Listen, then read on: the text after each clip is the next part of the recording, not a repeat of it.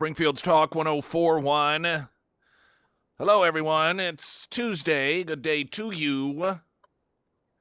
My name is Nick Reed. Sarah Myers here, of course. We are streaming live and, all this stuff. All of that stuff. The Iranians apparently plan on publicly executing a protester. Okay, we're going to see how that plays out. This, of course,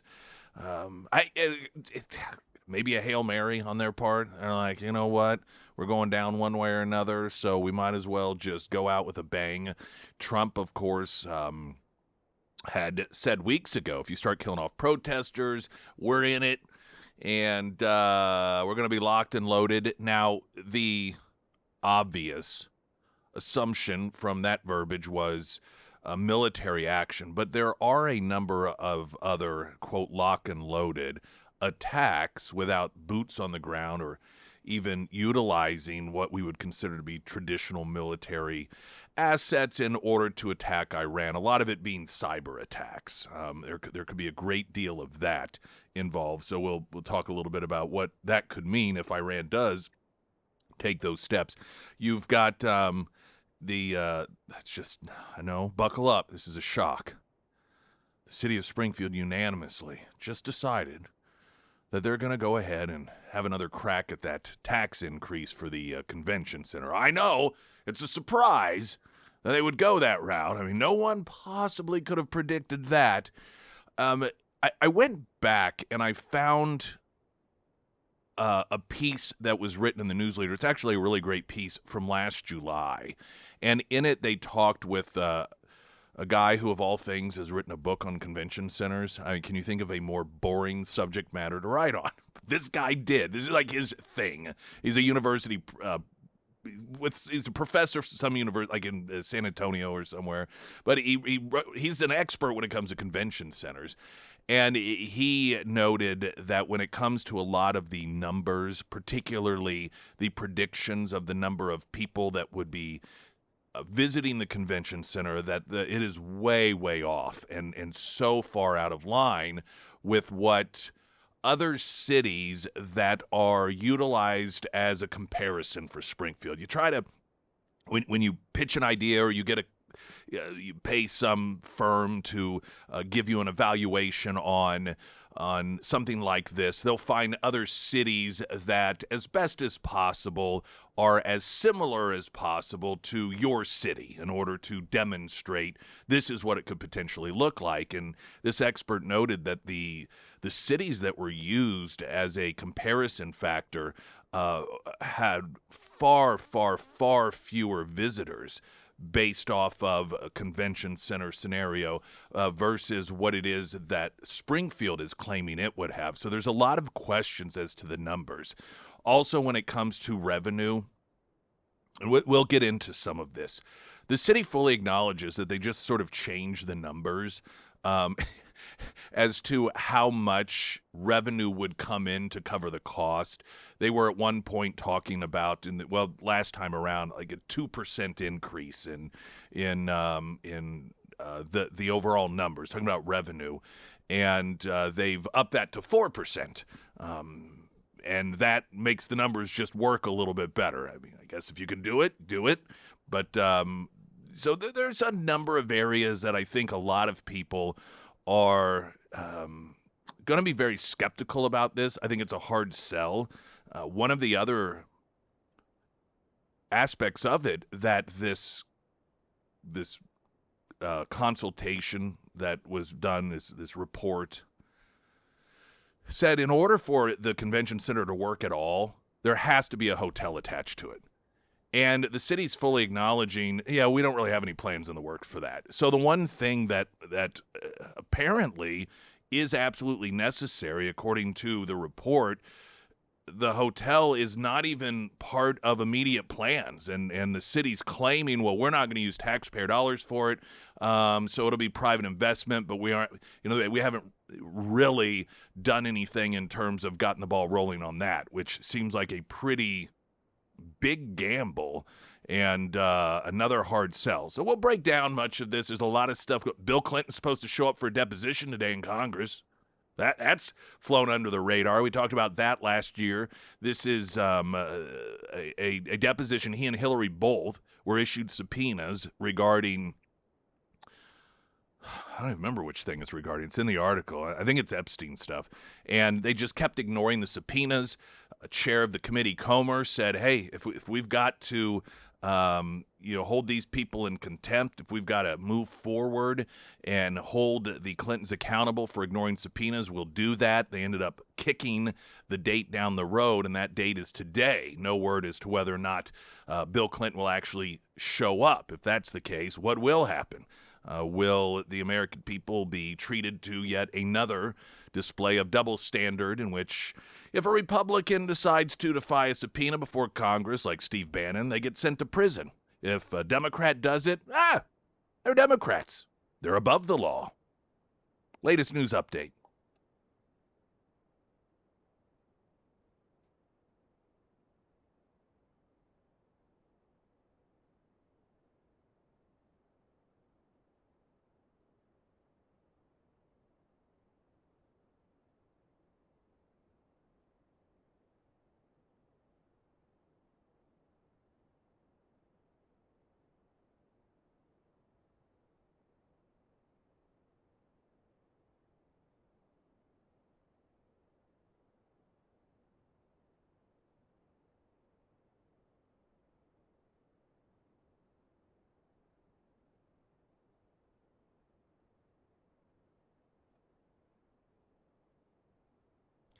And the first alert forecast from Ozarks First meteorologist Tom Schmidt, sponsored by St. Clair of the Ozarks Home Improvements. Today we'll see partly cloudy skies with a high near 63. Tonight, a 60% chance of showers throughout the night with a low around 38. For your Wednesday, mostly sunny with a temperature rising to near 43 by noon and then falling to around 36 during the remainder of the day. And taking a look at Thursday, sunny with a high near 41.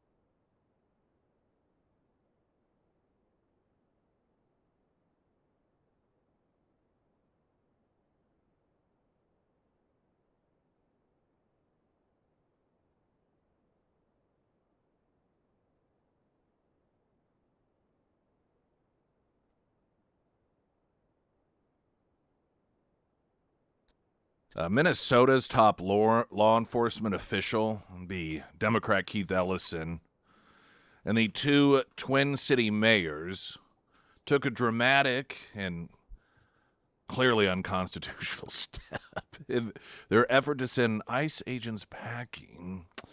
KTSP, local station up there, reported that they are jointly suing the Trump administration to ban the federal government from being allowed to enforce federal laws by way of ICE in Minnesota. Yeah, that's not how that works. On display is an example of how the Democrat Party, if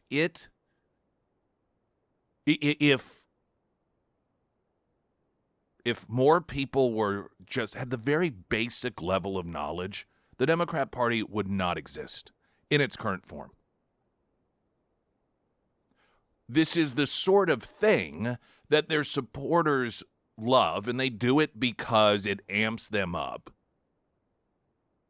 But even below the very basic understanding of our laws, state versus federal, makes it clear that this cannot be done. Even on CNN last night, the question was, can this be done? And it's like, no, this cannot be done. A state cannot tell the federal government, sorry, federal laws are now unenforceable. Federal laws, the federal government has zero jurisdiction here, and so all of it is null and void. Now, if you want to secede from the nation, you want to go the route of your predecessors in the Democrat Party and try to secede away from the union, okay. Then you can argue, should you be successful in doing so, that the federal government has no jurisdiction over your state. But until then, that's not how this works. For a political party that loves to run around talking about, quote, democracy, they tend to not really understand the implications of democracy. You see, this is how it works. And listen, you and I know we live in a republic. But in terms of the democratic process within that republic, the process in which the democratic form of voting, you and I choose certain elected leaders. We did that. And that was the most recent presidential election. And overwhelmingly, by way of popular vote and the Electoral College, sweeping every one of the swing states, the American people said the things that Donald Trump says that he's going to do, that's the thing that we want. I know it's inconvenient for the left when things don't go their way, but that doesn't mean that they don't count. The left loves to talk about so-called democracy until democracy doesn't go their way, and then we shouldn't do it. See, that's their form of democracy. The American people only get what they want if it's what we want. Otherwise, can't happen. We'll do everything we can to stop it. What about this democratic process do you people on the left not understand? So when the American people, particularly when it comes to national security, border enforcement, deportations, say, yeah, we want this guy's plan. The opposite of what we've had the last 4 years, which is anyone and everyone, come on in. We want the opposite. You don't then get to, as elected officials in your state, say, no, we don't think that we like the outcome of that election, so it doesn't count. Federal government no longer has any jurisdiction whatsoever in our state. That's not how it works.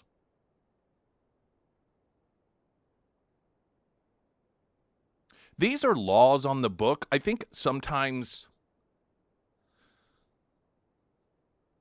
we forget why it is that these things are being done. This isn't Donald Trump just up and deciding, you know what, I'm going to send some federal agents just to go grab people and deport them.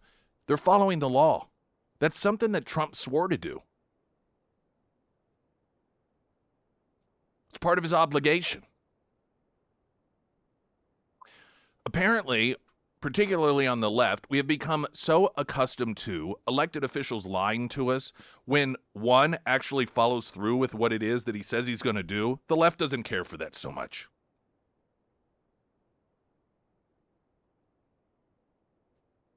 These are laws on the books. Laws that many, many, many Democrats voted for. Donald Trump did not make up these laws. The immigration laws, the laws regarding deportations, the laws regarding those that are allowed to be in the country legally versus those who are not, they are written down. They were debated on. They were voted on. They passed the House of Representatives. They passed the U.S. Senate. They would then go on to the White House, get signed into law. By the way, well before Donald Trump.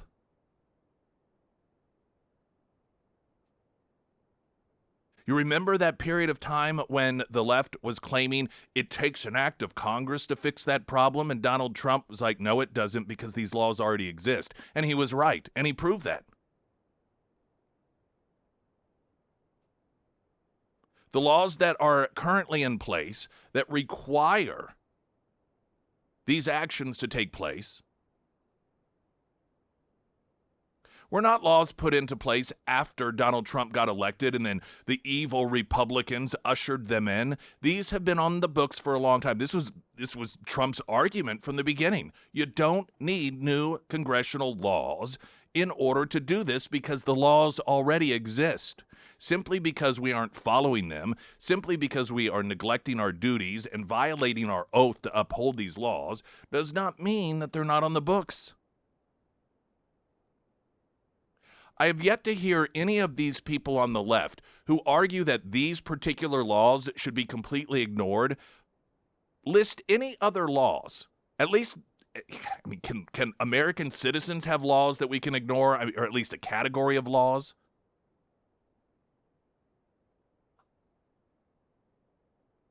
I'll take taxes. Do I get to ignore the tax laws? And then if, because I continue to refuse to pay taxes, someone comes along from the government in order to serve me papers, to hold me accountable, I can just run into them with a vehicle? Do we all get to behave like these toddlers on the left? And then to fuel them. You see, the Attorney General of the state of Minnesota and the mayors of Minneapolis and St. Paul, they know fully that the law is not on their side. That's not what this is about. This is about continuing to fuel the rage of emotional toddlers who are completely ignorant as to how the law works, who are completely ignorant to the fact that when you don't win elections, that doesn't mean you get to completely ignore the law. They are fueling these people. They want them to believe that they are in the right.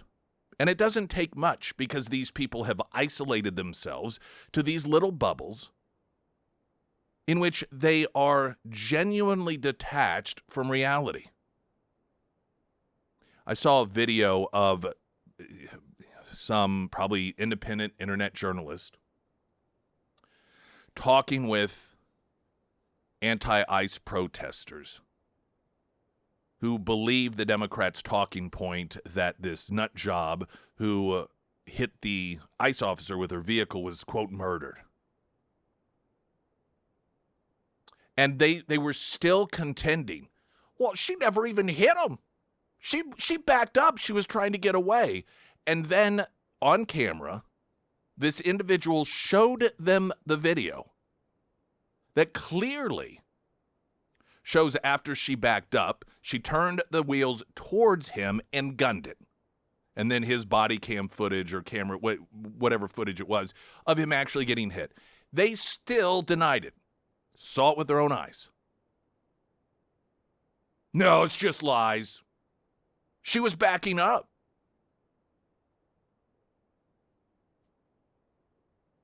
The left is fueling the rage of these delusional individuals. And they are emotionally out of control. These are dangerous people. If you've ever watched any of the social media people, there's one gal. Well, there's a couple in particular. One, she's a Trump supporter, but she's a lesbian, so she likes to go out to these LGBTQ events and just ask questions. I mean, not in any sort of aggressive manner. And then there's another gal who's African American, and she's a Trump supporter, so she goes out and you know, of course, people make assumptions because if you're black, you are supposed to be a lefty. If you are LGBTQ, you're supposed to be on the lefty. There's a little plantation you're required to stay on. And when they learn that these individuals do not think exactly like they do and have wandered out of the kitchen or wandered off the plantation, they do the adult version of what a 5-year-old toddler does when a 5-year-old toddler, I guess it's not a toddler, but a child doesn't get his or her way.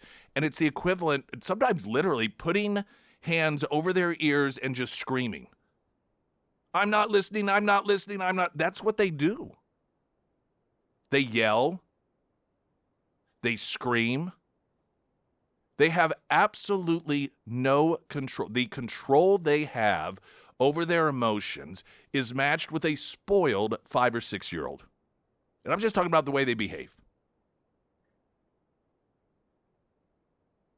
The Democrats know exactly what they're doing. They are weaponizing these lunatics. And every time they see a success, which, by the way, sometimes is the same with Hamas and the people of Gaza, putting them in harm's way deliberately so that they can blame the Jews for it. And that's what the left is doing in the country with particularly these unhinged, mentally deranged white women on the left who they know are deranged. And so they deliberately encourage them to put themselves in harm's way. It's the exact same MO of an organization like Hamas. And then, much like Hamas, whenever the Israelis have to defend themselves or because Hamas puts somebody from Gaza in harm's way deliberately and they end up getting killed because of the defense from the Israelis, they blame the Israelis. Same thing the Democrats are doing. Encourage their deranged, mentally unstable followers to put themselves in harm's way so that when they get hurt, they can use it as a talking point. Every dead body that they facilitate is to them, it is a step forward in their midterm campaign. And it's unfortunate that people are losing their lives and probably will continue to do so, and they don't even realize they're being used. Springfield's Talk 1041, I'm Nick Reed.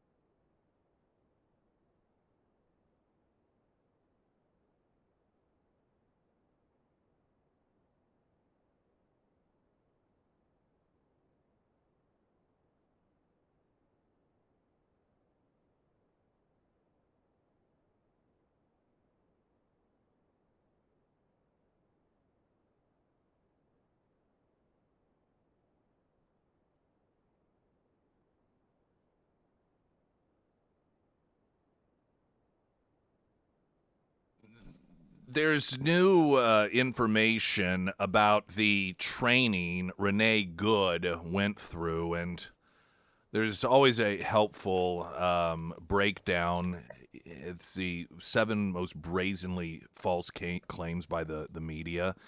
And I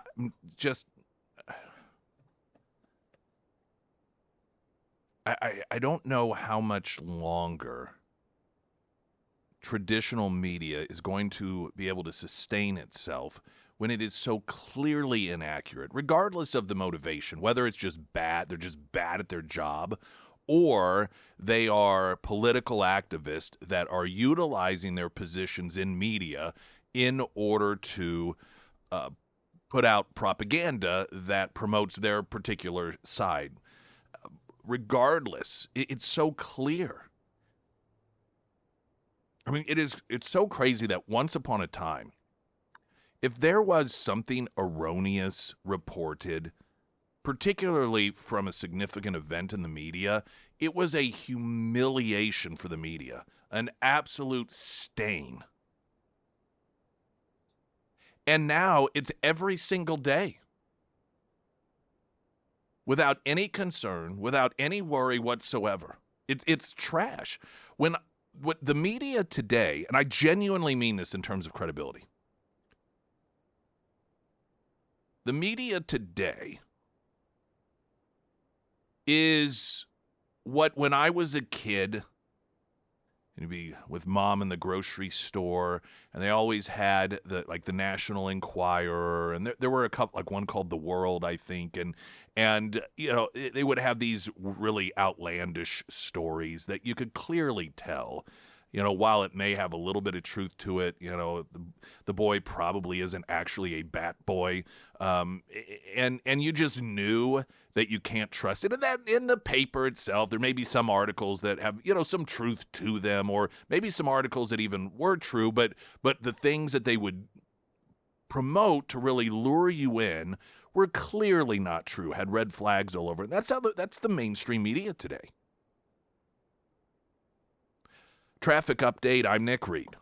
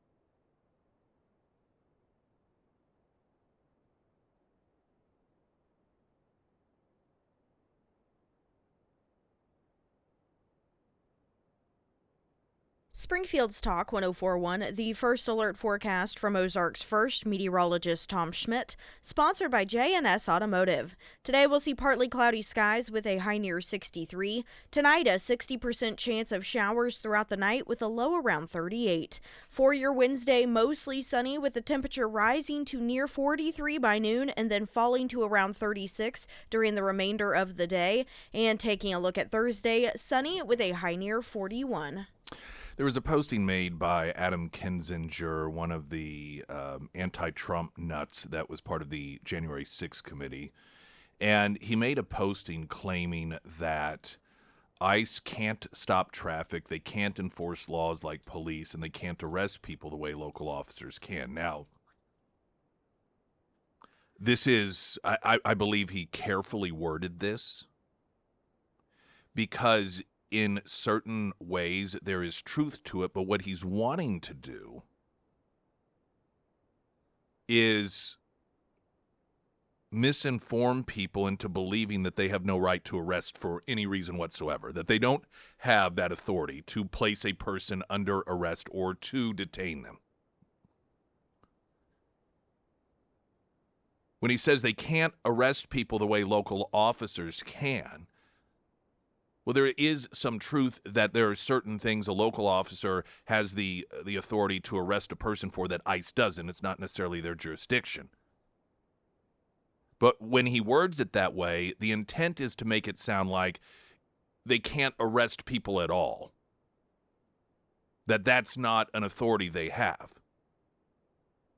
This is part of the attempt by these people to convince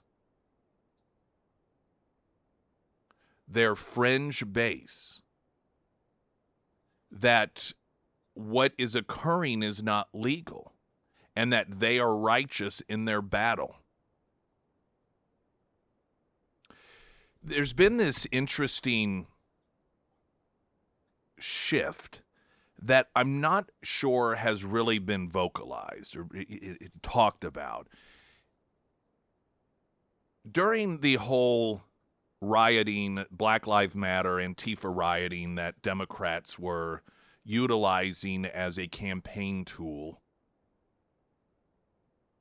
the narrative was that police officers were systemically racist, and the proof was the fact that they just kept shooting black people. When you looked at each and every one of the cases, however, Ferguson would be a fantastic example of this. They always left out the part that the individual that ended up losing his life did so while struggling with the law enforcement official, oftentimes trying to kill him. When it came to Michael Brown and Ferguson, he was fighting with the officer and trying to take his gun off of him. And, of course, we would learn the whole hands up, don't shoot was a complete total lie. Even the Obama administration admitted that it wasn't true.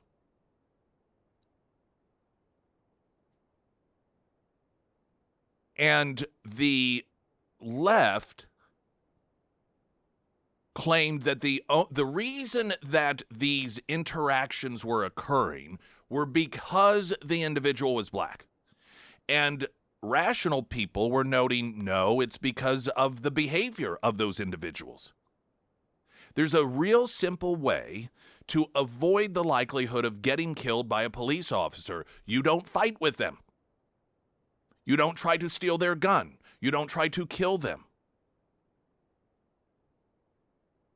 There would be these narratives out there about how black people, it's such a shame in America that black people have to tell their kids how to behave around police as to not get killed. And many rational people would respond to that by saying, we're all taught that.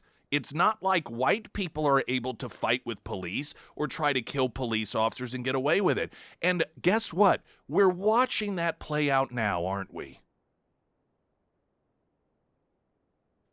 The premise for the entire BS propaganda that, the reason that these occurrences with black men particularly losing their lives at the hands of police officers was simply because of skin color is clearly out the window.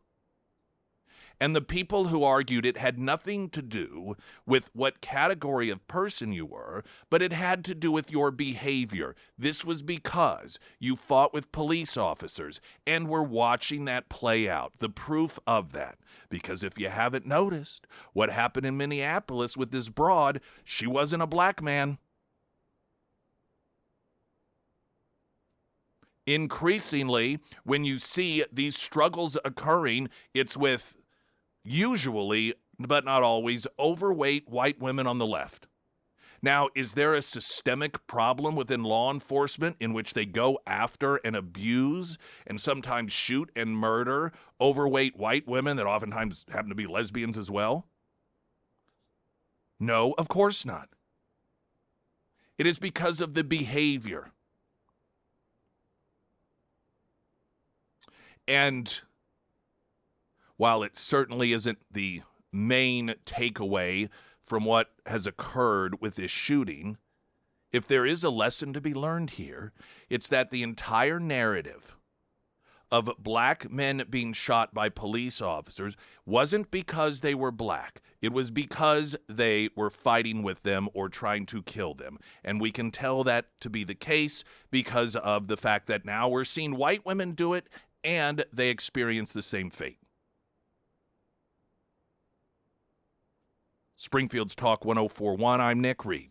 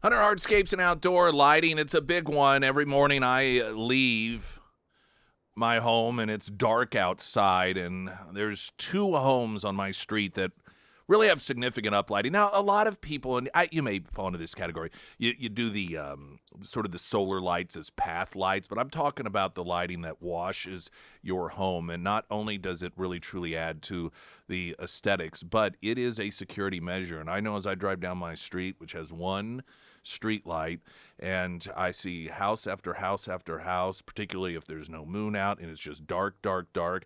And I know the two houses on my street that isn't going to have somebody prowling around, and it's with the uplighting. Hunter Hardscapes and Outdoor, I talk so much about the incredible work that they do for the outdoor living spaces and all of the landscaping and drainage infrastructure for your home or your business. But that lighting is something that they not only do, but they do it right. And I learned, I tried to DIY it once. And I've told this story before. I ran into my friend Mark Long, who many of you know, he used to own Garage Experts, and I ran into him when I was making a purchase at a big box store, and he told me, he goes, if you do it yourself, you're going to end up having to replace that stuff. And he was 100% absolutely right. So I recommend that it's something you look into and you make sure that you do it right. Hunter Hardscapes, they can do it for you. Hunter Hardscapes and Outdoor, you can find them under Nick's endorsements at ksgf.com. Renee Good, portrayed as just, trying to give you some additional background information as it does develop, as just a poet with 3 children that was just randomly dropping her kids off from school and then, while backing up, got murdered by a police officer. According to the New York Post, Good's neighbors confirmed that she attended Minnesota Ice Watch meetings on a regular basis for training. The organization trains people to harass law enforcement and feds. The group reposted their de-arrest primer on Instagram back in June of 2024, which was a how-to for yanking suspects out of custody. The manual, which says on the front cover it was published in the spring of 2024, outlines 4 tactics for interfering with arresting officers, such as the best kind of grip to use while yanking someone in custody out of their hands, or even suggestions on, quote, pushing and pulling an officer off of an arrestee. The instruction guide read, technically speaking, for pushing off form, you should have a low center of gravity and a wide base and push up explosive power with your head up at all times if possible. For breaking a grip, try striking the grip. The manual advises, while warning that making physical contact with a law enforcement officer can get construed as assault in court. It's not really construed, that's just evidence. It then rationalizes the risk associated with striking an arresting officer as always contextual, claiming an arrest or even a general pacified attitude can lead to greater harm than not taking the risk and acting decisively when you see the repression take place. So what they trained people like Good to believe is that being peaceful is actually potentially more dangerous to you than physically striking a member of law enforcement. Tactic 3 in her training: encouraged to open unlocked doors of law enforcement vehicles containing suspects to let them out, a move it acknowledges could be, once again, construed as a crime. The 4th and final tactic involves pressuring cops to simply release individuals they've taken into custody, totally surrounding the officers or otherwise blocking them, and or their vehicle and chanting, "Let them go," until the law enforcement officers cave to the mounting pressure. Golly gee whiz, it's almost as if that's exactly what she did. The manual's final illustration depicts protesters forcibly pulling an arrestee from police, labeling each a de-arrest, a micro-intifada, meaning to spread and inspire others until the ruling order collapses. And they want you to believe this is not a domestic terrorist. When in the manual, this is part of her regular training, according to her neighbors, that she regularly went to these meetings for this training. And it's an organization that encourages them to carry out what they refer to as a micro-intifada. But how dare you call her a domestic terrorist?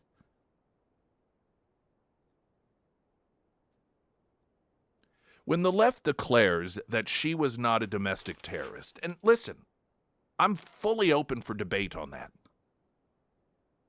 There are serious implications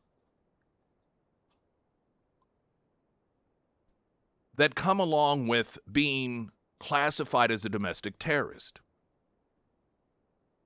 If attending weekly events that train you on how to interfere with law enforcement, many of which are detaining and deporting individuals that are members of legally classified terrorist organizations, and the manual trains you to carry out what it calls micro-intifada, if that doesn't qualify as domestic terrorism, or at least potentially does, then tell me what does. What does domestic terrorism look like? Now, here's an uncomfortable reality for some of you on the left.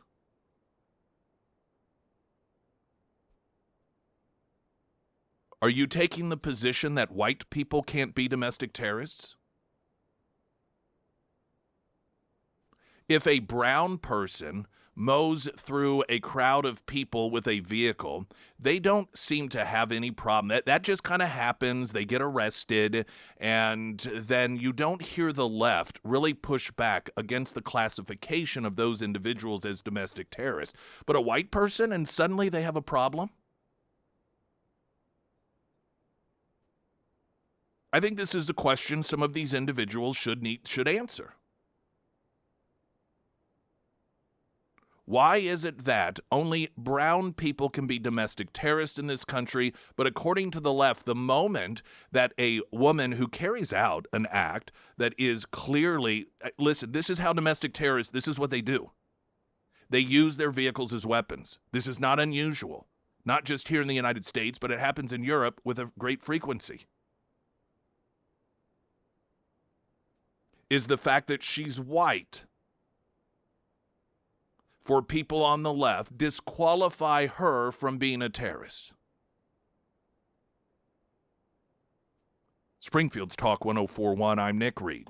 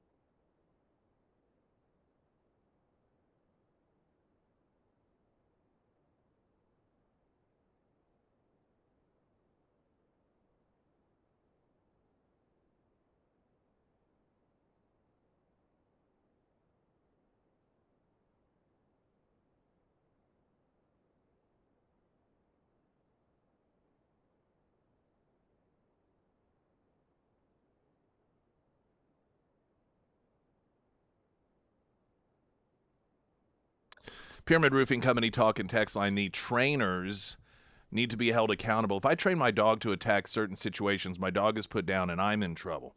This is a point J.D. Vance was making when the media tried to twist it. He was talking about these organizations, and the previous segment reading about how neighbors said that this woman had gone to these regular meetings of Ice Watch in which they train them how to attack law enforcement and how to carry out what they called micro-intifada.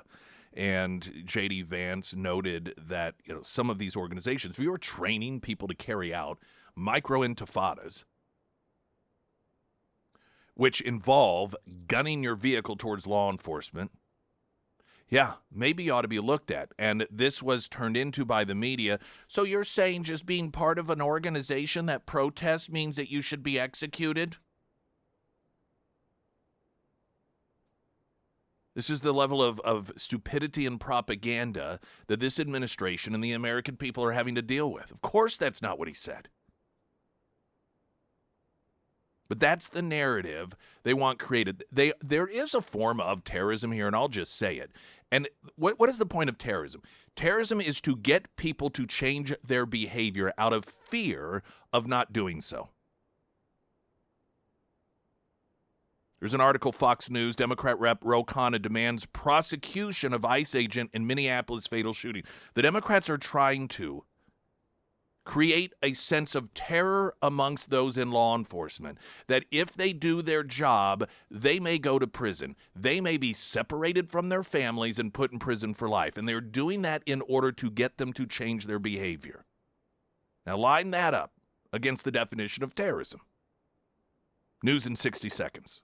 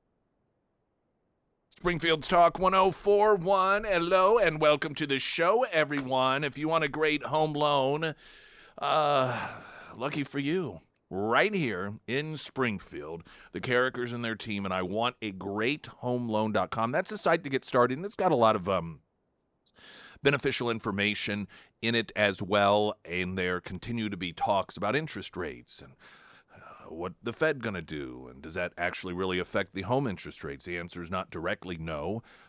When you hear, oh, it dropped a quarter point, that doesn't mean necessarily for the home. That's more credit card stuff. And this is all information that the Carrickers can share with you, because if you are waiting for a magic number, then you might be doing yourself more harm than good. That's a conversation I recommend you have. If you've already started the process, I would have them do a second look. At times, they have found better opportunities for people than they were being offered from their traditional bank that they've always gone with when it came to loans, and it just never hurts to get a second opinion anyhow. So whether it is just gathering as much information possible to see when the right time for you is getting that mortgage or the refinancing or maybe even a reverse mortgage, or getting a second look at it to see if you can get a better deal, I want a great homeloan.com, because you do. Bill Clinton scheduled to appear before an oversight committee this morning, although I don't know. Will he show up? Doesn't appear as if he's going to. He has been summoned to appear on Capitol Hill this morning as Republicans threaten a possible criminal referral if the ex-commander-in-chief decides to skip out, and there should be one. If a Republican like Steve Bannon can go to prison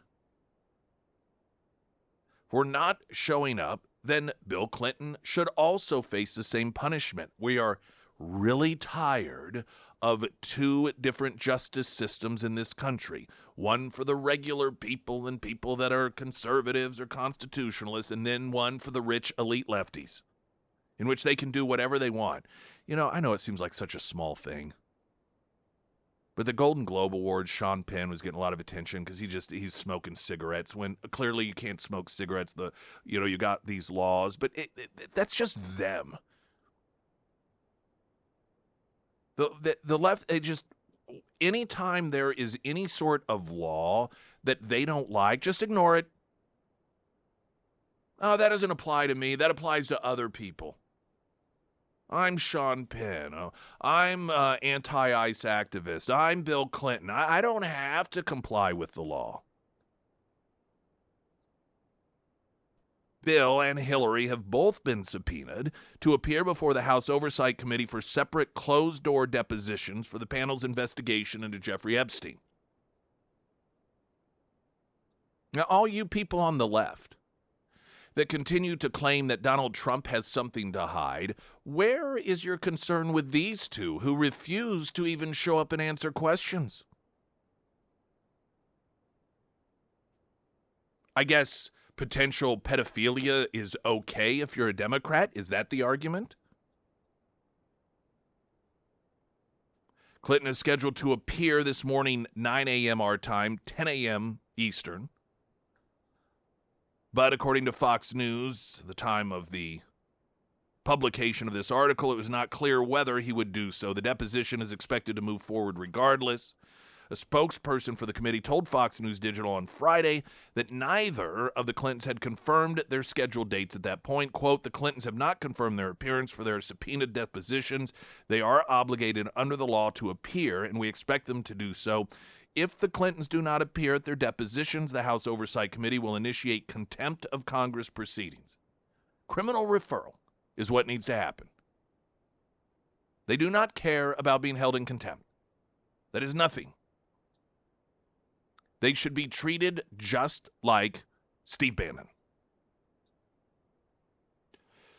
Both Bill and Hillary were originally scheduled to appear before the committee in October, but their deposition dates were postponed while the panel was in talks with their attorneys. Their deposition dates were delayed again when House Oversight Committee Chairman James Comer was informed the former first couple would be attending a funeral. Comer told Fox News Digital back in December. They're saying now that he's going to a funeral on that day, so we've been going back and forth with his lawyer.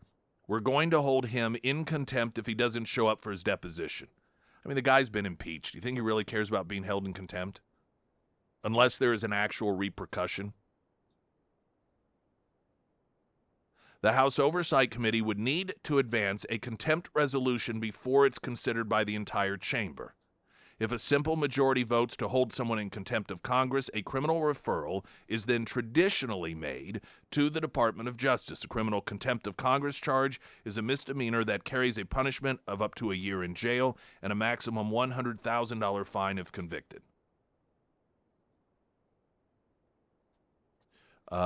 If the absence of mutually agreed upon new dates, or in the absence of mutually agreed upon new dates, new subpoenas were issued for Bill and Hillary to appear January 13th and 14th, respectively. So tomorrow is Hillary's day to defy the subpoena.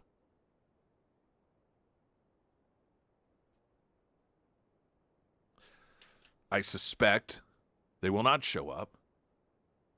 I suspect there will be a vote out of committee to go before the full House to vote, to treat them and hold them accountable like anybody else, specifically Steve Bannon. I shouldn't say like anyone else, like anyone who is not a Democrat.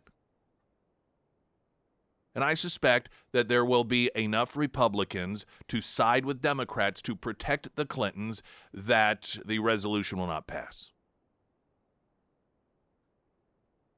Maybe I'll be wrong. We'll see if Mike Johnson can get it together. Latest news update.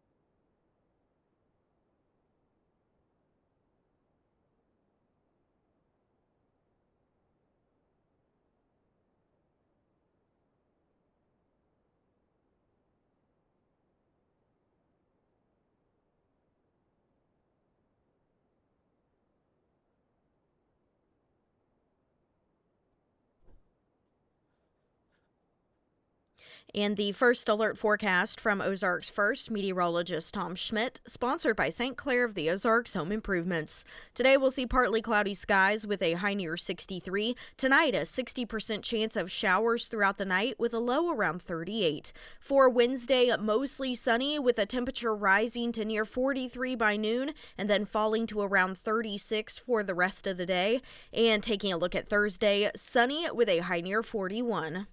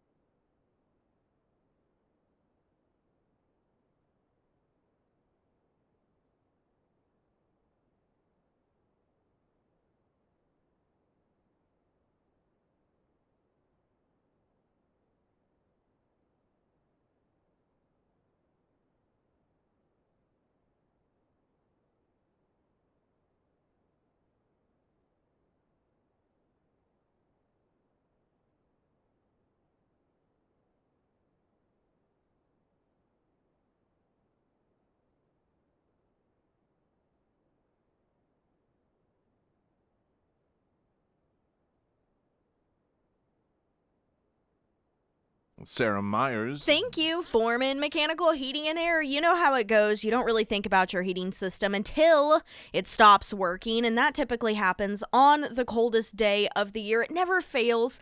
Thankfully, we haven't had a super cold day yet, but now is time to take advantage of the weather and get your heating system checked and serviced. And the go-to folks around here is Foreman Mechanical. Now, they work on multiple types of heating systems, and they help both residential and commercial customers. So whether it is your house or your business, they know what they are doing. And they also offer a 24/7 emergency service line. So if your heat goes out in the middle of the night or during the weekend, you're not left scrambling. If it's time to schedule Russell out to your home, reach out today. You can find all of the contact information for Foreman Mechanical under the Sarah's Endorsements tab at ksgf.com.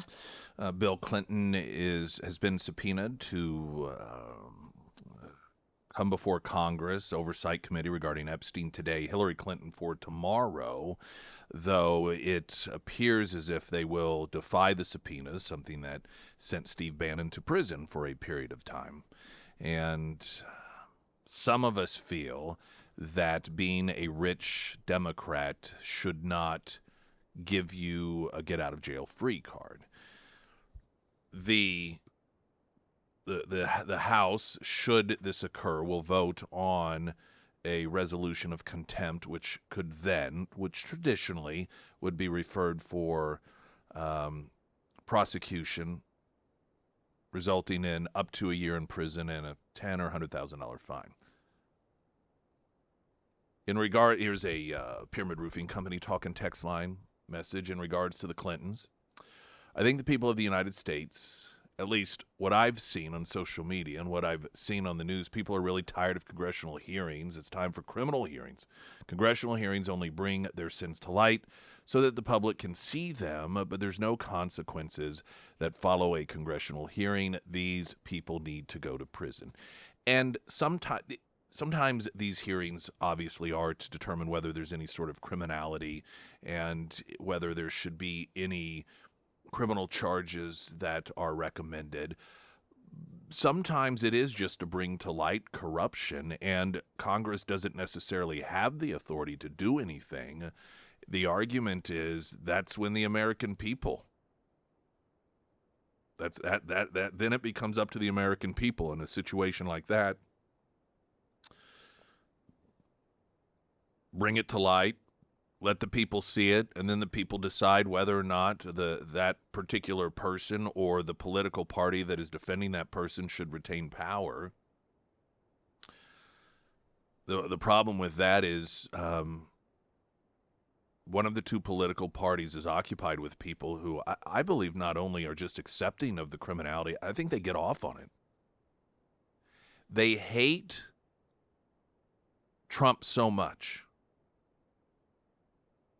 And they hate Trump supporters so much.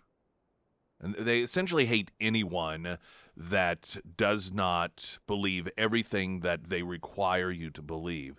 Their hatred is so great. I think they enjoy flaunting the fact that their side gets away with breaking the law.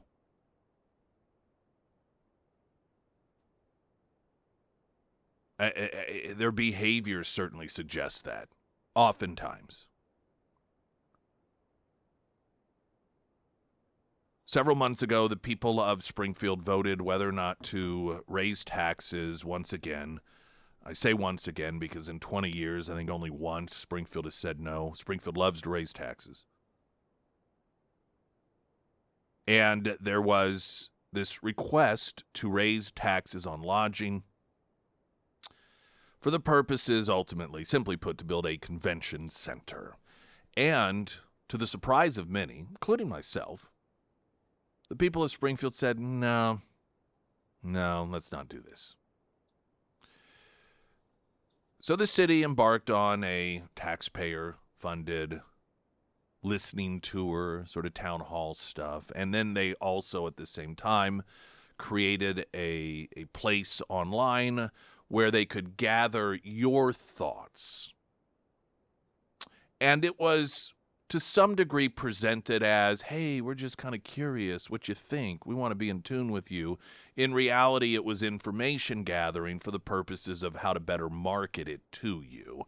That was my prediction anyhow, and that prediction included the fact that the city would, in all likelihood, after they gathered this information and learned potentially ways that they could market this to better convince people to increase the tax, that they would then put it back on the ballot. And I believe I even suggested it would probably be unanimous. And that's exactly what happened last night. It's not any sort of brilliant analysis or insight. It's just these people are very predictable. This is expected to be back on the ballot in April. So just a few months away, with slight adjustments.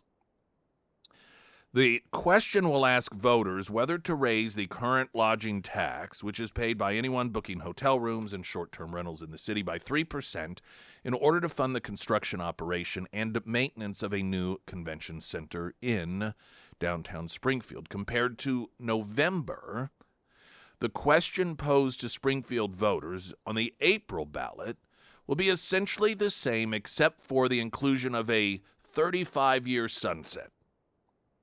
The original proposal would have made the tax increase permanent. This is the wording in the news leader. Sunsets are marketing tools. I don't know if I've ever discussed any sort of tax that was scheduled to sunset and the jurisdiction, the municipality that was affected by it said, hey, no, we told you it would sunset, and so we're not going to ask you to renew it. I don't know that I've ever seen that happen. They always instead tell you about all of the bad things that will happen if you don't do it, and they position it as it's not even a tax increase because it's already there, and so this is simply keeping everything the same and preventing disaster from looming, because if you don't renew it, then these, all of these horrible things are going to fall apart because we won't have this funding and we're going to have to cut jobs and you're going to die. This is the way it always plays out. I don't like the sunset component. I think that it is I don't think it's genuine. I think it's a way to mislead people into believing that it will go away when they know full well when the time comes they are going to spend a lot of money and resources in order to get you to continue it. I would like to see legislation on a state level that says any sort of tax that sunsets cannot be put back on the ballot for at least another year, maybe two. That way, if anything, they can't market it to people as not raising your taxes. Because it really is raising your taxes, because it's supposed to stop, it's supposed to go away, and then it just renews it. You never stop paying it, but at the same time it sunsets, it goes right back up, essentially. And that marketing is a powerful tool. This is why they do it, and I believe that in terms of transparency and the reality of the impact that these taxes have on a community, it would be best to not allow it to be on the ballot at the same time that it is supposed to sunset, that there needs to be a period of time in between. Doubt that that's going to happen, because all of these local municipalities, of course, will put pressure on the state reps and the state senators that represent their area to not do that. Now, I grabbed a couple of different stories, and both of these stories in the news leader are written by a Marta Maez, M-I-E-Z-E, and these stories, if they're indicative of her work as a journalist, then she is a good one. These are very straightforward. You don't get the sense when you read the stories that she's trying to push you one way or the other. It's what once upon a time people expected out of actual journalists. And the two stories here fit that bill. Now, one of them is regarding the vote last night. But I also at the same time went back to a story that she had put together in July of 2025. And she references in the piece published today that some people question the validity of financial predictions, and she put a helpful link to her previous story so you could get background on it. This is all very good, very refreshing. There are some aspects of this that I believe to the average person is going to seem very fishy, and I wanted to share that information with you coming up here. The Pyramid Roofing Company talk and text line is 447 KSGF. I'm Nick Reed.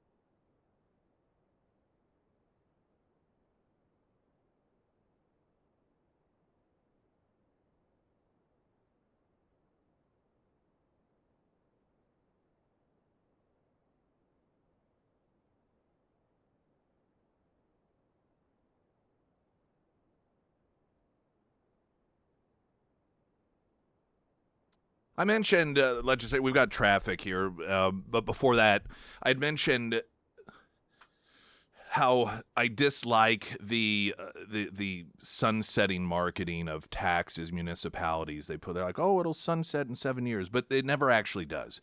They come along and they never say thank you.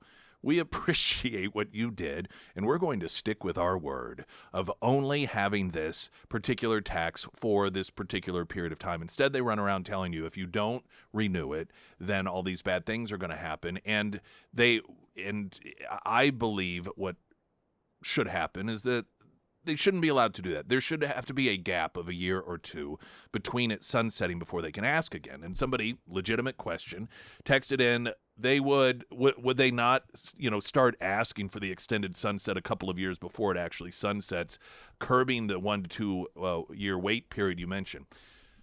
Well, they could very well, but here's the difference. As it currently operates, municipalities are able on the ballot to note whenever they are asking for the tax to be reinstated at the same time it is sunsetting. They are allowed to present it as not, or as keeping it the same, not changing it.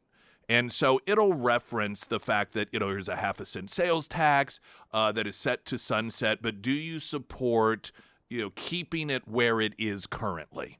And that verbiage is verbiage that oftentimes will have, a person that will vote for it because they think, oh, well, it's just the same. Nothing's changing.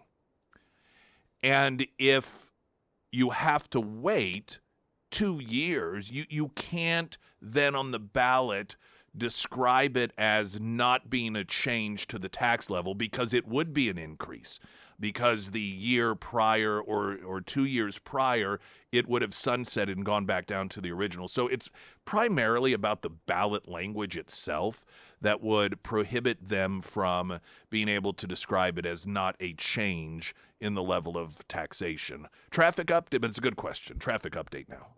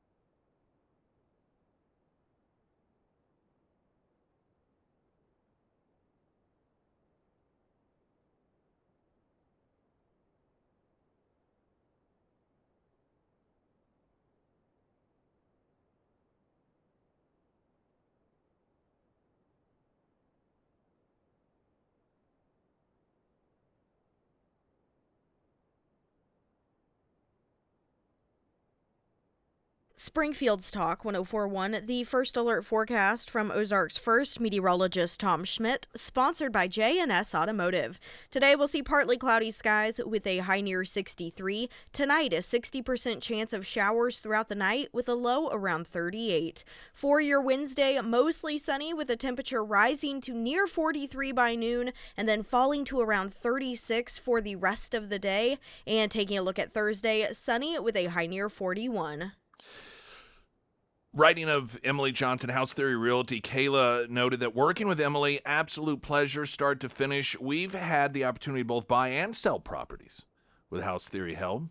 Each experience exceeded our expectations. Their deep knowledge of the market, strategic insight, keen eye for value truly made a difference every step of the way. Beyond their expertise, they were a genuine delight to work with, professional, responsive, and always looking out for our best interest. I mention every so often, and they talk about their Will, her husband, and his area of expertise are the big land purchases.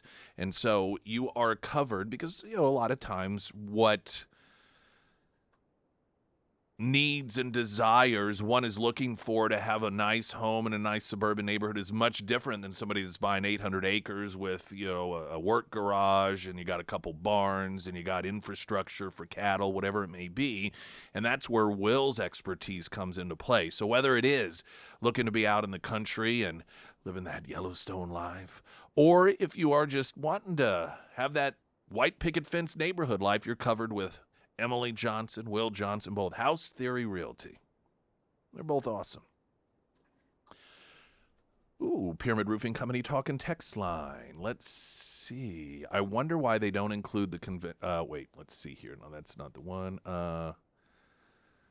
someone had noted, maybe they need to build a hotel adjacent to the existing convention center. This is a very important component to this discussion we're going to get to.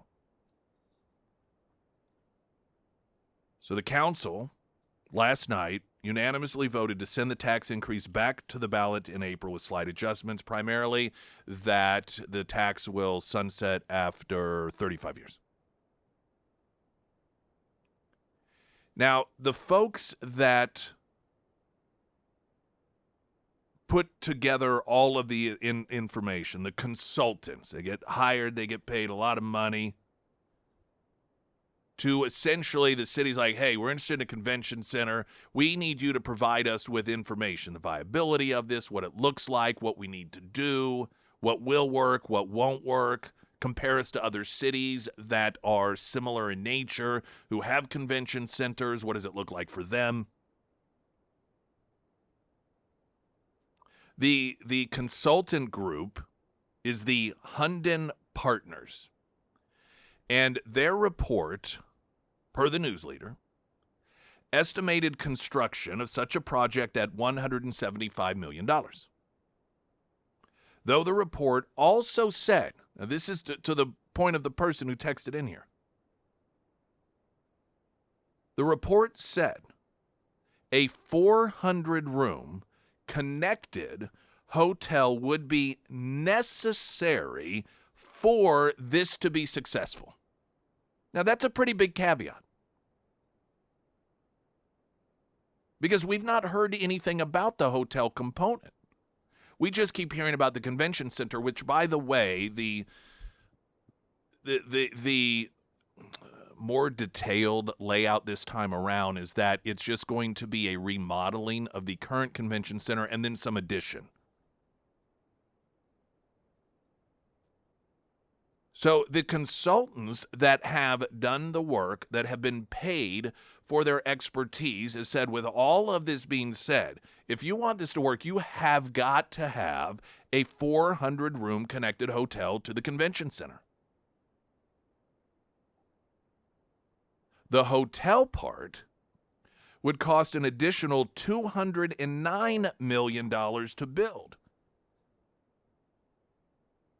which the report indicated could not all be covered by private equity. So that means you, taxpayers, on the hook. So the convention center itself, $175 million, but the needed hotel, $209 million. The news leader writes, City Manager David Cameron has said publicly the city will not provide any direct funds to the hotel development, which, according to the report, it can't be all covered by private equity. Okay, well, so that appears to be a problem. The news leader writes, no further details on the hotel portion have been released, though the city manager said city staff are in talks with investors to garner interest. Now, that seems like a pretty big gamble to me, and just a little bit of the cart before the horse. To have maybe the city will come out and have some sort of answer to this, but if the consultation dictates you have to have this hotel for this to work, and the city's position is, oh, well, we're talking to some people to see if they're interested in doing that, but otherwise we don't have plans, that does not sound like a very solid proposal.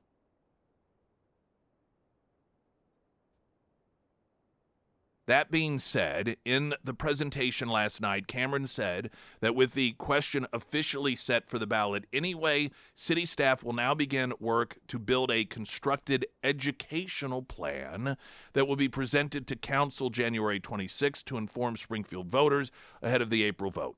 As part of that, he said a conceptual visual of the project is expected to be completed by March 6. This all seems to be moving very quickly. Until recently, little information has been released about the details of the project. Now the location of the convention center and event center have been confirmed. The city-owned property at the current Springfield Expo Center and the adjacent vacant lot, which is, there between the parking garage and the center. The city is also currently in negotiations for additional property acquisition around the property, which Cameron estimated would cost an additional $30 million. While the initial consultant's plan recommended new construction, the plan is to revamp the existing Expo Center space and then to add to it. Most other details have not been disclosed to the public. Before the November election, the city solicited proposals from architectural teams and construction managers at risk. While finalists have been selected, Cameron told the news leader previously contracts had not yet been signed and are subject to approval from the council. Both city staff and council members emphasized the need to step up the advocacy and information campaigns leading up to the election. I mean, when obviously they want it.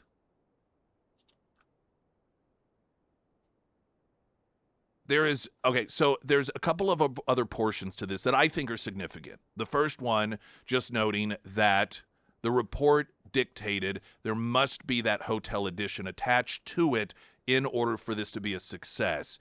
But the fact that there is really no plan at all right now in place for that to happen, and according to the news leader, the city has said, well, we're talking to some people to see if they're interested in building a hotel there. There are a couple of other components to this that I think are important, or that to me they're important, and they may be to you as well, including the fact that they changed the numbers in order to better fit the funding needs in terms of projections, and again, kudos to this Marta Maezi. I don't know how to pronounce her last name, on a couple of stories she's written on this, because they're very insightful. They're very straightforward. They're not giving you a sense of, pushing you one direction or the other. But part of an article she did back in July of last year was talking to a person who has actually written a book on convention centers, which there's a book about everything, I suppose. And the comparing, contrasting Springfield to like areas that also have convention centers, and how those numbers don't necessarily add up either. All that coming up next.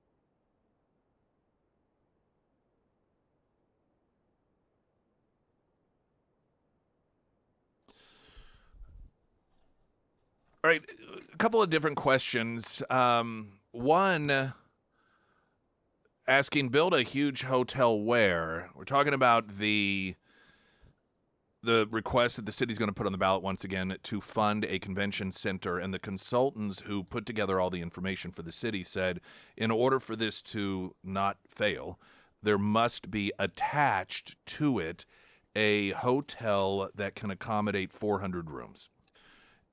And that's an additional $209 million to build. The report indicated that could not all be covered by private equity, but there really are no plans to address that need.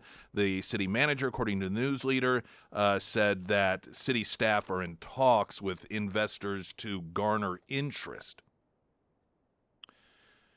Now, And this is a good question, and I don't know the answer based off of the drawings that have been provided here, because the plan is to update the expo center and then to add some stuff to it, like a new ballroom, meeting spaces. When I look at the drawing that is in the news leader, that expansion appears to take up the space of that empty lot there. And so if that's the case, I don't really know where an attached hotel would go. The other side, of course, and this is another text message that came in saying, "Morning, Nick, the other building is standing in the way is the Shrine Mosque. The city, have been trying to squeeze us out for years now." Oh, ought to join forces with Hotel of Terror, perhaps. Let's see, University Plaza has 250 rooms. Well, their report, again, and says it's got to be connected. Now, that doesn't mean you couldn't have a skyway. So part of the problem with this component is the city, at least in terms of what they are releasing to the public, have absolutely no plans whatsoever for that component that the consultants say are absolutely necessary for this not to fail. Now, that doesn't seem to me like a wise approach, but I'm also not an expert in these areas. The other part of this that I think a lot of people may have some issue with is what they may see as the finagling of the numbers in order to make it appear as if the revenue is going to be closer to what they need in order for this to be successful. And again, from the news leader, to account for the new sunset, because the initial vote was tax forever, but this one would sunset after 35 years. And to account for that, the city is now using a higher growth rate model for the hotel tax revenue than the first time around. The first time around, the proposal suggested the construction cost would be covered by the 3% increase in tandem with current lodging funds that cover debt services for Jordan Valley projects set to be paid off in June of 2028. City Manager Cameron said the first model used a 2% growth plan in the hotel tax revenue, though they say the city typically sees an average growth of roughly 5%. The adjusted model now uses a 4% growth rate projection, which then allows the numbers to demonstrate freeing up the Jordan Valley debt service funds to go towards operations and maintenance instead. This change aims to assure the voter that the city's general funds will not be used to cover the operation of the convention center, which the consultants expected to operate at a deficit. I think that a lot of people, and listen, they may argue, hey, we were being extremely conservative when we were basing these numbers off 2% growth because, hey, on average, growth is roughly 5%. But anytime you change the numbers you use in order to say, this is how much money we have, and you double it from 2 to 4%, people, I don't know, well, let's just be honest. Many people will see that as you are just changing the numbers in order to get a prediction that you feel will make people more likely to vote for the proposal. Now, they could argue, hey, we're trying to be conservative in our estimates, thinking you promise less but deliver more. And that could be completely 100% true and genuine.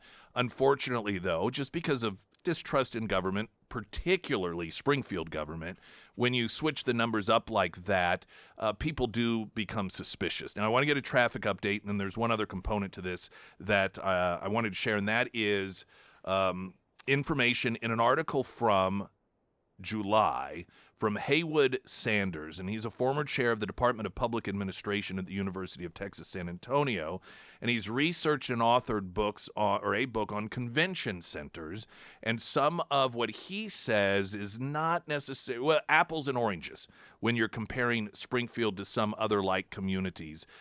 So we'll have that here in just a couple of moments. Now, a traffic update. I'm Nick Reed.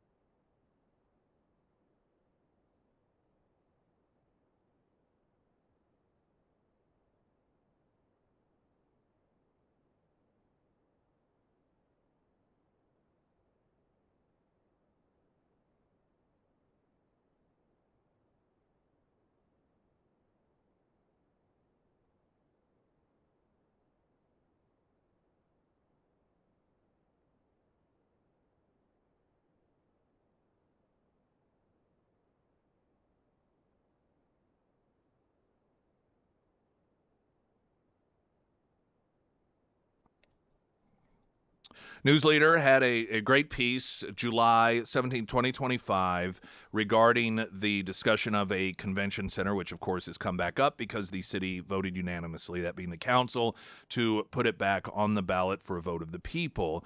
And part of the piece from July of last year was an interview with Haywood Sanders, former chair of the Department of Public Administration at the University of Texas, San Antonio, who has researched and authored a book on convention centers. And he said the reality of the convention business, particularly now, is that it is enormously competitive.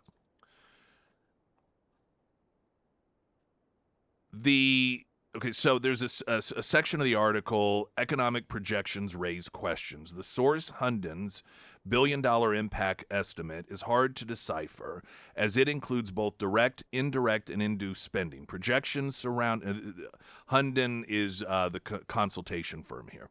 Projections surrounding the number of events booked for the event center and number of attendees expected from each of those play a key role in the projections. So they're talking about when the consultants are like, here's what we predict it will bring in terms of people. They predict that it will draw in an estimated 164 events annually with 179,546 attendees total. So that's about 1,100 every 2 days. Now, obviously, that's not really an accurate portrayal of this sort of traffic, because you're going to have some conventions that may see 5,000 and others that are going to see lesser amounts. But those are the numbers. Ultimately, 180,000 attendees over a year period.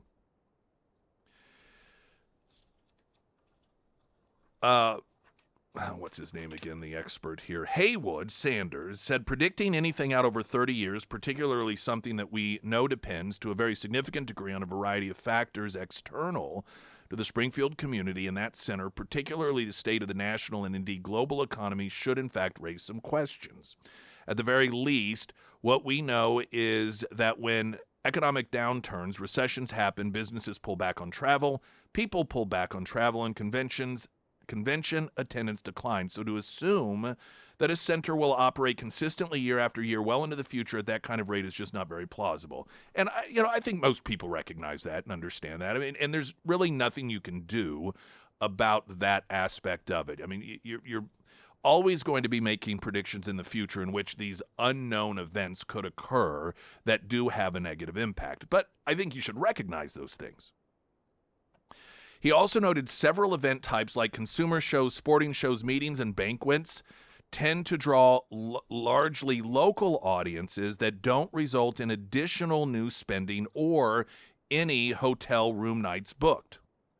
The report estimates generating 80,000 hotel room nights each year, though without indicating how the number was calculated or breaking these nights down per event type.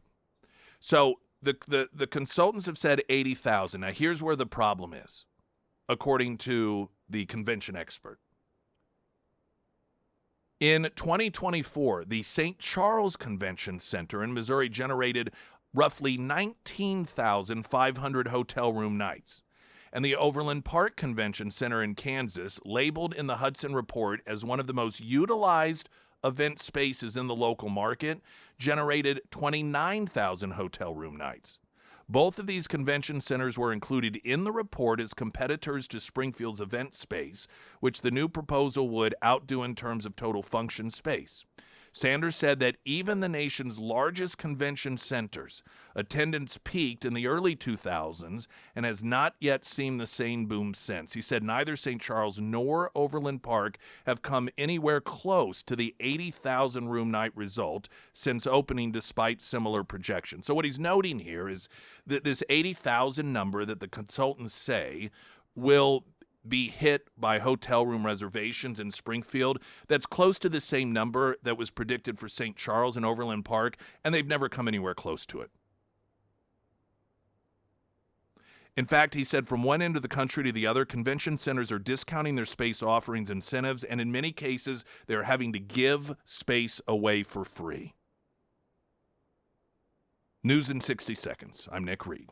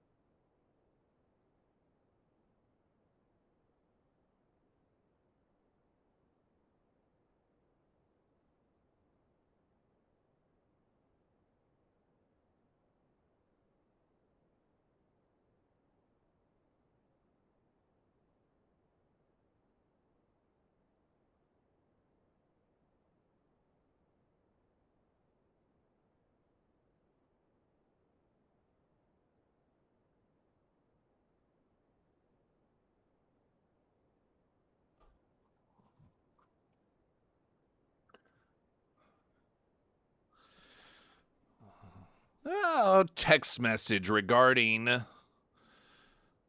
the newest bit of information, I'd say, that has been made available to the public regarding the plans the city has should the voters approve a tax increase for the purposes of a convention center. And the text saying, surely the elected officials have been presented this information. Why in the world would they show this likely potential failure, shove this down Springfield's throat? Now, like I said, hey, maybe they're going to come along and have answers for these things. But to me, the two biggest holes in this whole thing is, one, that the consultant said, in order for this not to fail, you have to have attached to it an 800 room hotel. And the city, at least at this point, is saying there's no plans for that. They're just now talking to potential investors to see if they're just interested. I suspect that by time the vote occurs, they're not going to have anything locked in. And when the people you pay to provide you the information on how to do this correctly tell you this will not succeed unless you have attached to it an 800-room hotel, then I think, was it 800? Is that the right number? Whatever the hotel is, 400, 800 person, whatever the size of the rooms were necessary. But, and just the almost dismissive nature of, we're talking to some people about it. That's a pretty massive thing. And it's very surprising to me that the city would move forward on something asking the taxpayers, given that they already turned it down. But I don't know, this time around, it seems like an even worse deal than it did last time. I guess in terms of the information that's being provided and the selling points that they're putting out there and the information. And maybe a lot of this was available the first time around. I just didn't necessarily catch it. But I don't know. I'm a little surprised. The other component to this is the fact that they were predicting, let me get the numbers right. The report estimated generating 80,000 hotel room nights. And that apparently is what also was predicted for the St. Charles Convention Center and the Overland Park Convention Center, at least in that arena. Yet the St. Charles Convention Center in 2024 generated under 20,000. And the Overland Park Convention Center, which is labeled in the report as one of the most utilized event spaces in the local market, only generated 29,000. And that's clearly far less than 80,000. And I think that's just another, I don't know, to the question, why something that seemingly has these major red flags would the city push forward anyhow? And I don't know. Here's one thing I do know, and how much of this is the motivating factor, I can't answer. People, when they get into a position, particularly when it comes to local offices, and have the ability to use taxpayer dollars to build things, they like doing it. They love acquiring facilities and they love building things. And I think they almost, there's this sense that they're not doing their job if they're not, quote, growing the city. And particularly for people on the left, they don't recognize the benefit of creating a smaller government environment with lower taxes that attract businesses so that the private sector expands your city. And because of that, they feel the need to do it themselves. We got to build a stadium over here. We got to, build a convention center over there. And I'm not saying that there aren't oftentimes arguments, good, positive arguments for having that particular infrastructure built. But almost to a fault, people, when they get in these positions, it's a legacy deal. They just, if they haven't built a thing that they can go, I did that. They don't feel as if they really did their job. And so that instinct puts them in a position to where oftentimes they'll overlook reasons not to do it. It's like when you really, really need a new car and you really want to buy a new car, and you're just more willing to accept a car that maybe isn't the best car in the world. It's high mileage, it's got a little bit of this and that, but you really, really want it. And same thing with dating. If you're just really lonely and you really want to have a husband or a wife, you really want to be married, and you're really looking for it, you tend to overlook the negatives because you want that particular outcome. And some of it may be that. It's going to be interesting to see how and if the city addresses those two concerns. I think the biggest one is going to be in the report, noting that the hotel is a necessary component to that, and what seems to be the lack of any sort of real concern about that part of it. So anyway, we'll see. Latest news update.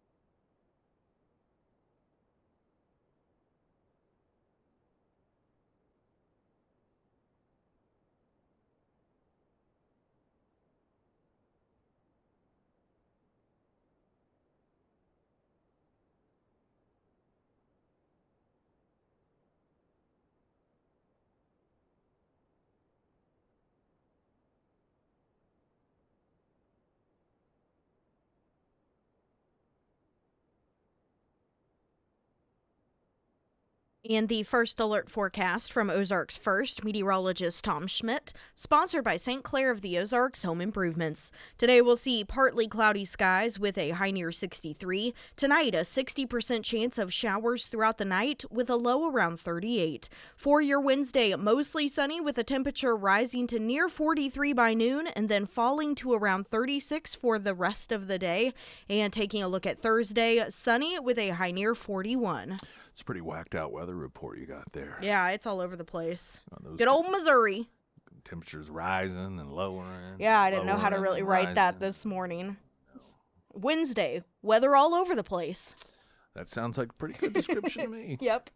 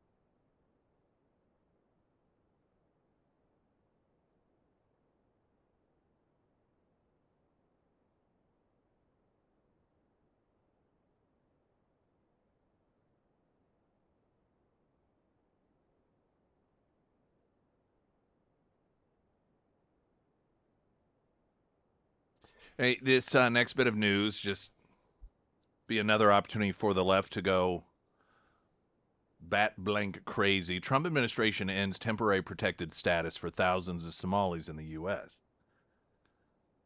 Trump administration ending TPS, temporary protection status for Somalis, affecting several thousand Somalis currently living in the U.S. and several hundred currently living in Minnesota under the protection. Somali migrants with TPS will be required to leave the country by March 17th. Now, here's the quote by Department of Homeland Security Secretary Kristi Noem that is the answer to any sort of concerns. Quote, temporary means temporary. I mean, this is just the madness we have to deal with. That this is what temporary means. It did not mean permanent. It did not mean forever. And I mention this because you know the left is going to pitch a fit over this. How dare you? You're going to make it. What did you think their status meant?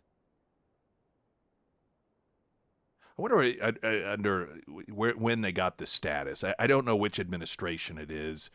It doesn't really matter, but you know, if it was Obama, that would be particularly delightful. Just be like, hey, Obama's the one that, you know, gave him only temporary status. Not that it'll matter because you're talking about the irrational left, but this is what temporary means. Quote, further, allowing Somali nationals to remain temporarily in the United States is contrary to our national interest. Now we know what that'll be met with. You racist? Are you saying brown people aren't in our best interest? She said, country conditions in Somalia have improved to the point that it no longer meets the law's requirements for temporary protected status. Now, I have no idea whether that's true or not, but here's what's going to be interesting. The same people who were arguing that the Somali culture is wonderful and beautiful, and we should not be insulting the culture that these people brought from Somalia to the United States, will now begin to tell us how horrible the culture is. You can't send them back there. It's a horrible, awful place. Don't you understand? Those people fled to get away from the corruption. We can't have that. We can't force them to go back to their... Oh, I thought that their culture was wonderful and beautiful. Now, I know I'm talking sense. I'm talking consistency. And this is irrelevant when it comes to having any sort of discussion with people on the left. But we'll watch it back on full display. Temporary means temporary. And that is the question. And every one of these elected Democrats, trust me, they're going to utilize this, that these poor, innocent Somalis are being punished because of this effort to go after Tim Walz and to, you know, paint the entire community as corrupt because of the actions of a few bad people. What do you think temporary means? That's the question every time a Democrat makes an issue of this. What do you think temporary means? Does not mean forever. There's a story in the New York Post. I'm going to take a break so I can get a good bulk of it on the other side, but it's just so perfect because it is socialism at play in New York. And as you know, Mamdani, and he's got this, you know, chick in his administration that's all about community property, and nobody should be able to own businesses or their own homes because that's white supremacy. By the way, there are a lot of black homeowners that are speaking out going, no, that's not accurate. We like owning our own homes, and we're clearly not white supremacists. But a facility that Mamdani held a press conference in front of to illustrate the successes of their plan was an apartment complex that was purchased by a nonprofit from a business, from a profit. So this shifted some time ago into the wonderful world of we're all in this together and away from the evil profit-minded private ownership mindset. And guess what has happened to this particular facility? It has far more violations than it ever had when it was held by the evil private capitalist money-grabbing folks that we're all supposed to think have no interest whatsoever in making sure that the consumer has a good product or service. And the New York Post interviewed a number of these people, and they said, yeah, we liked it better before. Things were run much better. Well, of course they were. Quick break, more ahead.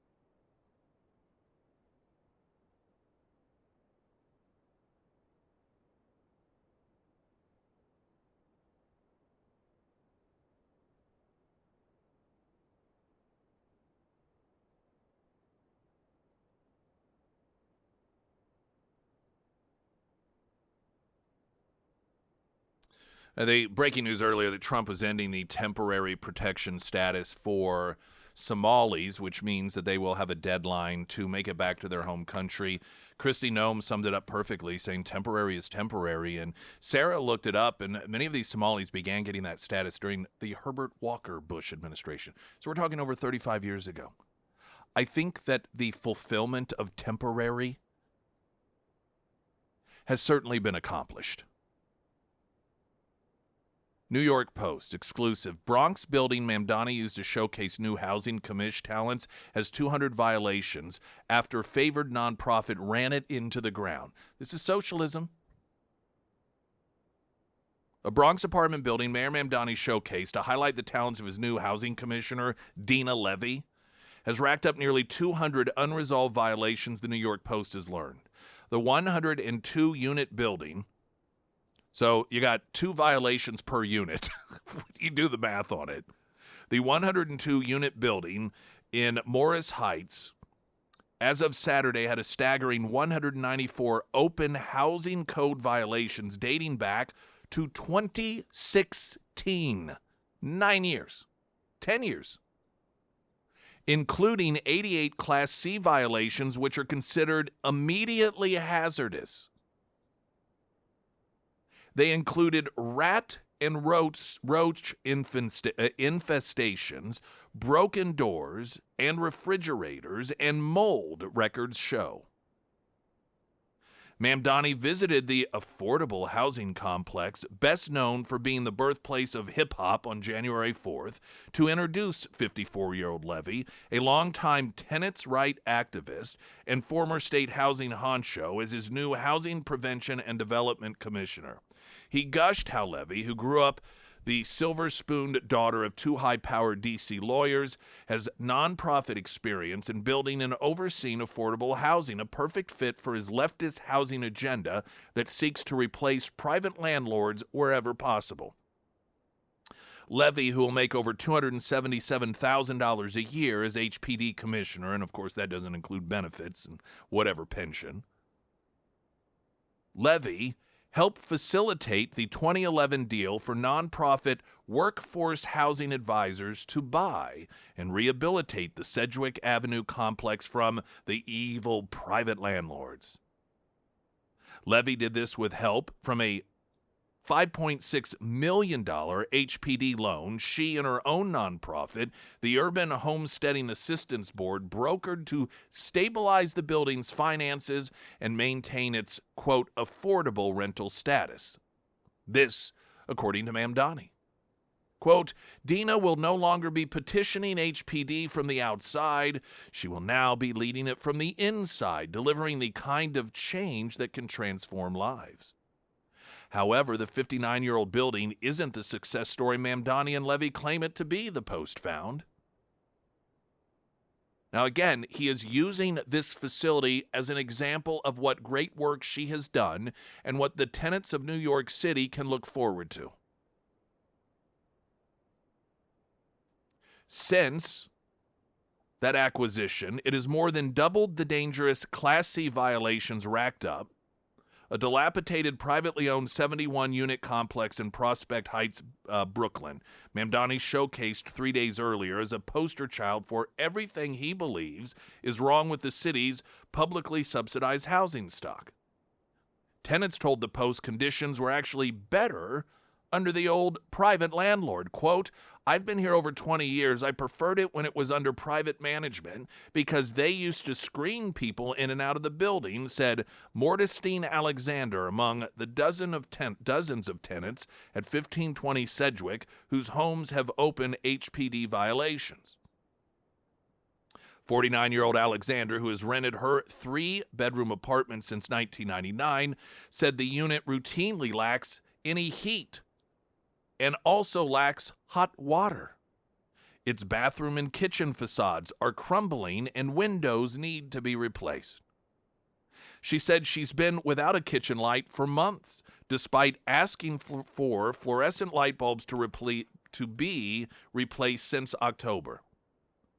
And she said she had to take care of fixing a major rodent problem in her unit because she couldn't wait any longer for the nonprofit Workhouse Housing Group to respond. Quote, since the nonprofit took over, the building has deteriorated. They lack porters, no one is maintaining it, and the complaints fall on deaf ears, especially if you complain a lot, she said, adding she wishes Levy never won her fight to turn the building over to the nonprofit. Yet Mamdani wants more complexes like Sedgwick Avenue building. He supports Stalin-esque legislation designed to control how private property is sold so that more nonprofits can oversee rent-stabilized apartments.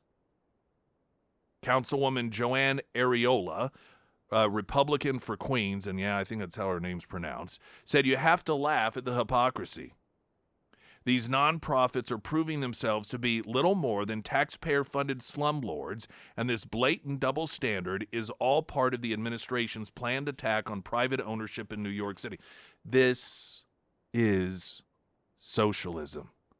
This is why people fled countries like Venezuela, because, you know, the at least the upside for New York as a city is there are still options for people who want private ownership. But when you have socialism take over an entire country like the Soviet Union or Cuba or Venezuela, this is why people flee by the millions, because you have no option. Like Sia Weaver, the much-maligned lefty boss of Mamdani's newly created mayor's office to protect tenants, HPD Commissioner Levy grew up in privilege. She's the twin daughter of attorney Ed Levy and his late civil rights attorney wife, Mary, who owned multiple properties, including a townhouse in historic Georgetown. They sold in 2023 that's currently worth $1.4 million. Anyway, it just talks about their background as privileged. And, you know, it's typical privileged white liberal women. And the demonstration that results don't matter. How anybody falls for this stuff is absolutely astounding to me. And it really does bring into focus why the left has to create a cult-like environment in which their followers never question anything. and why they create everything through the lens of good versus evil, so that it isn't about whether your life gets better. It isn't about whether the things that they promise you actually come to fruition, or instead the opposite occurs. It's because they're the good guys, and you don't question them. You never question the cult leader.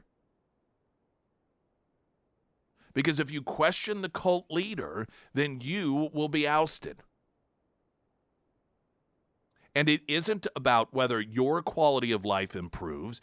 It's about you are on the side of what is righteous. You are on the side of what is good versus evil. And so that's how you can have Mamdani come in and openly say, we are going to transition to this model that the very people who live in this model say it is worse than it was before. Because they know that the cult followers on the left will be obedient. And they will continue to see their quality of life degrade down and down and down and down.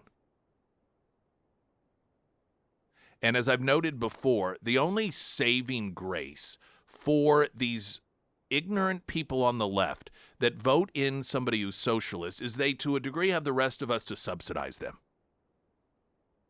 The reason that the Soviet Union and Cuba, Venezuela, these countries end up collapsing or have millions and millions of people flee is because they don't have anyone subsidizing them. It's not like the United States of America, where you've got a federalist system that allows for an area of the country to make very, very poor decisions in terms of their elected officials and then simply rely on the federal government taking money from the rest of us who make better decisions in terms of elected officials and then give that money to them to subsidize their poor choices.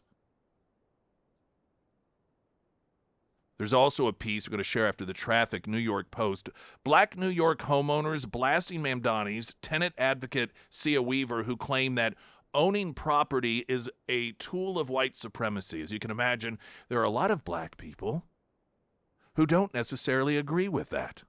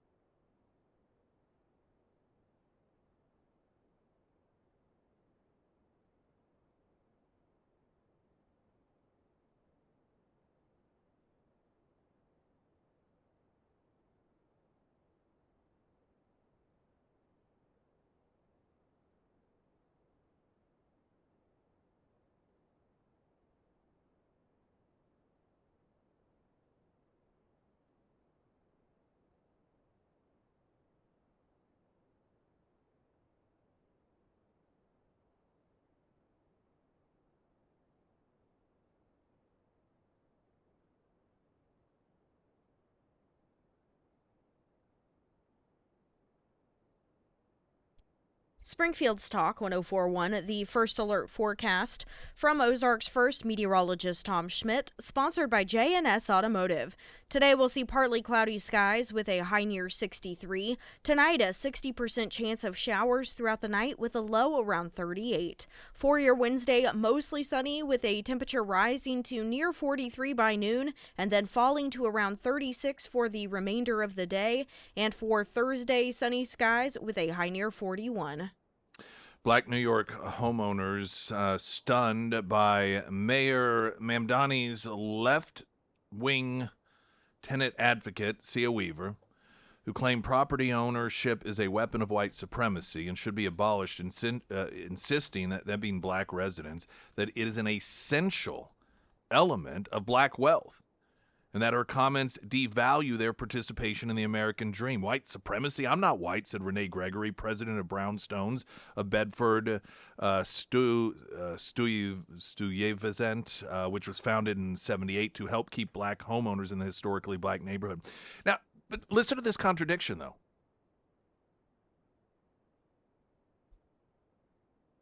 The Democrats just not too terribly long ago, during the Obama administration specifically, was they were threatening banks because the banks, as you know, when it comes to giving out home loans, shouldn't say giving out, when it comes to home loans, it's based off of a number of factors: credit scores, income to debt ratio, probably, job stability. I imagine maybe part of the formula as well. I know consistent paycheck, obviously. And in the inner cities, people are less likely to qualify. Or they have and this was something that was going on during the Obama years. They're like, hey, wait a minute here. The inner cities, we find that the banks are not giving out nearly as many loans. And it was being done because they did not reach the threshold that was required in order to get the certain type of loans. Well, because it's the inner cities, they're also disproportionately black. So what did the banks get accused of? They got accused of denying black people loans for home ownership. The Democrat Party has shifted from strong-arming banks to giving black people home loans to now saying that no one should own homes because it's white supremacy, including black people. Can you people make up your mind? Now, I get it. The Democrat Party has evolved into Marxism, and that's what we're watching here with Mamdani. But for those of you who maybe grew up Democrat, you always voted Democrat, maybe just because of even the issues, you're like pro-abortion, and you erroneously believe that raising taxes on rich people somehow lift other people out of poverty, and you think that banning guns stops violence. Let's say you just genuinely believe those particular issues, so you clearly aren't going to vote for Republicans when it comes to issues. But how do you keep it straight with the Democrat Party? They're now shifting to wanting to ban people from owning homes, including black people, when just a couple of presidents ago, Democrats were trying to force banks to give risky loans to people who are black. Do you have a difficult time keeping up with what you're supposed to believe and what you're supposed to support? Or do you just not get, I go back to the point of requiring the followers to be like cult members. You don't ask questions. When the cult leader says that we need to make sure that black people are given preferential treatment when it comes to home loans because above anyone, we need to make sure they own their homes, and then the next day the leader says, actually, no, home ownership is white supremacy, no one, including black people, should have them, you don't ask questions, you just go along. You just hand me the Kool-Aid. I don't even need to know what flavor it is. You got Mamdani joining the picket line with some 15,000 nurses from 3 New York City area hospitals. They're on strike, working conditions. It's the standard stuff. But there was one thing, I don't know if this is true or not, but it wouldn't surprise me given unions. The New York State Nurses Association That's the association that's striking. In part because union leadership opposes, they say, tougher disciplinary action against certain employees. And this is a statement made by one of the medical centers saying that the association's leadership demand that a nurse not be terminated if found to be compromised by drugs or alcohol while on the job is another example of putting their own self-interest before patient safety. Now, last I heard, the union had not pushed back, claiming that this wasn't true. But if we've really gotten to the point where you have unions that at least one component of the reason for striking is because they think nurses should be able to show up drunk or high at work and not face disciplinary action for it, we are not headed in the right direction.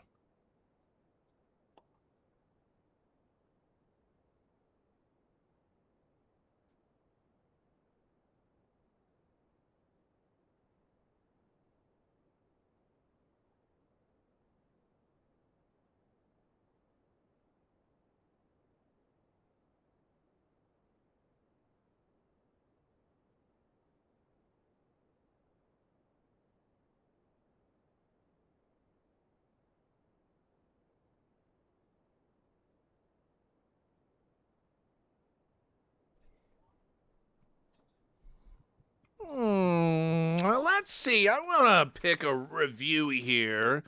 Pinnaker Honda, Christine saying Jennifer was ready for us the last day of 2025 with the car parked up front, ready for our test drive. She communicated with me on our hour-plus drive to Springfield, had all the preliminary details taken care of before we even arrived. Thank you, Jennifer. A great car on New Year's Eve. Sarah saying the process was so smooth and streamlined. They listened to what I wanted and what I needed financially. Didn't try to get me into something that I did not want or could not afford. Isn't that the worst when they do that? 26 Honda HR-V, 2.49% APR for 48 months. If you're into leasing, the 26 Honda Civic Sedan LX, $199.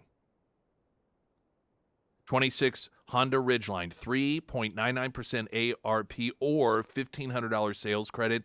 And if you're looking for I don't want to mention that because there was only one as of Friday.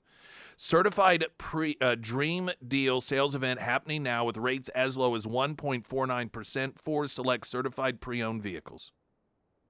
And there's the Pinnaker Advantage. 20% off routine maintenance when you purchase a vehicle from Pinnaker Honda and 10% off routine maintenance if you purchase from one of the other locations. That would be Chevy and Republic or Chevy Buick GMC in Branson. All really good stuff. Pinnaker Honda, South Campbell, just south of Walnut Lawn. Today is a day that female athletes are having their case argued before the Supreme Court, and this has been a long-fought battle that the left has waged against girl athletes, female athletes, and it's one in which, I do have high hopes that the Supreme Court is going to right all of the wrongs for the future that the Democrat Party has set women back so far with this attack on women.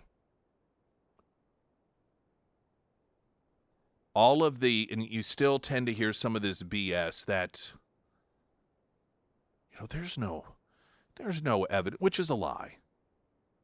That there's no evidence that boys have an advantage over girls. And as I noted, there have been studies. They've been presented before the great United Nations about the tremendous amount of harm, including physical harm, that women have suffered because of the left's insistence that they be forced to compete against men in physical sports. Aside from any of that, the fact that this always only goes one way tells you something.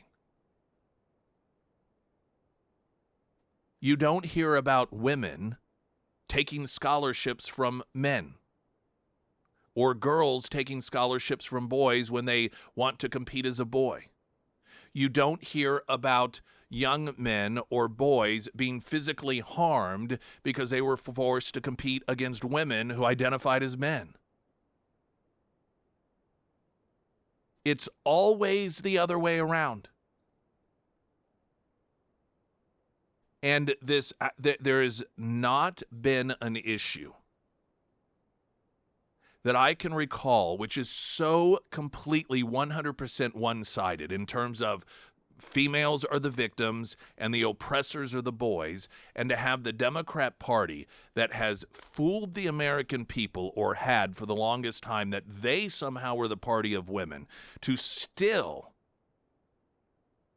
not let go of this idea that women should be subservient to men, girls should be subservient to boys. When boys say, I want to compete against you, I want to shower with you, I want to use the restroom with you, and that they always default to what the guy wants, the guy gets.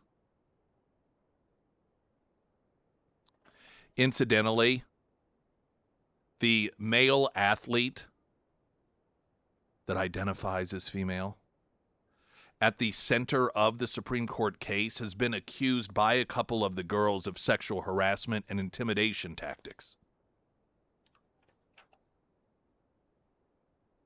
One of the girls' mothers told Fox News Digital what the trans athlete allegedly said to her daughter when they shared the girls' locker room during a 22-23 school year. Adelaide was in 8th grade, and the male athlete was in 7th. Quote, when Adelaide first told us, she told us that the trans athlete was telling her and the other girls to suck my blank. The boy was saying to her, coming up and saying to her, I'm going to stick my blank in your blank, and also you're a blank. If you can't fill in the blanks, don't worry. You get the idea.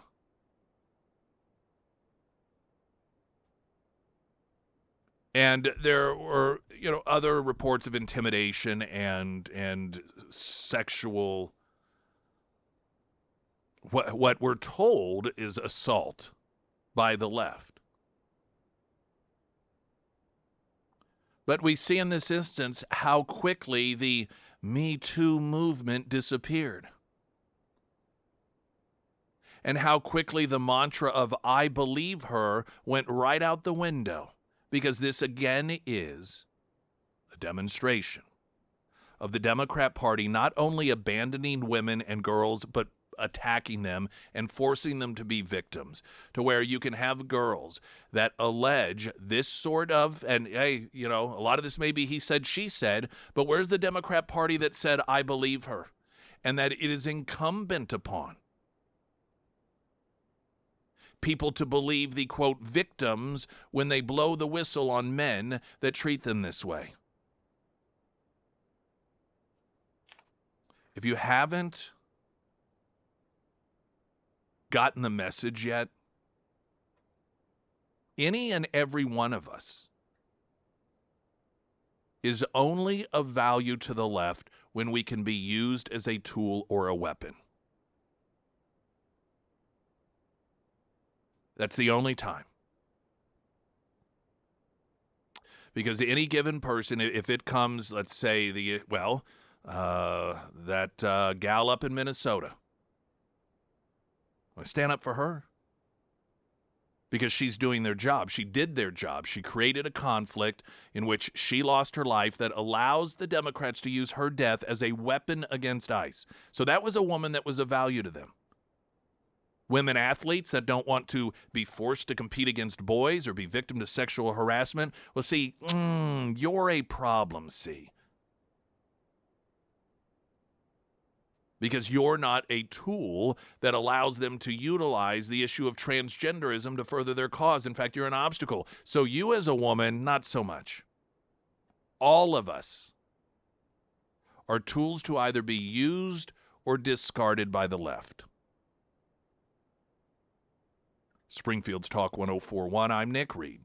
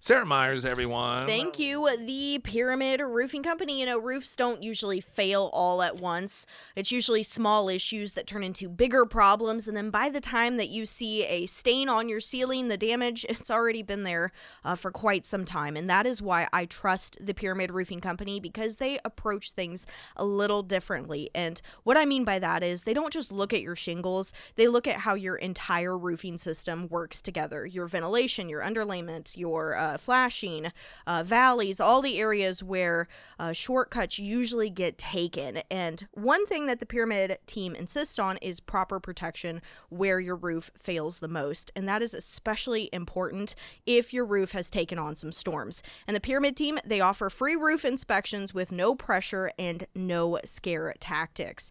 If you want straight answers, high quality material, and a roof that is built to last, call Pyramid. You can find all of the contact information for the Pyramid Roofing Company under the Sarah's Endorsements tab at ksgf.com.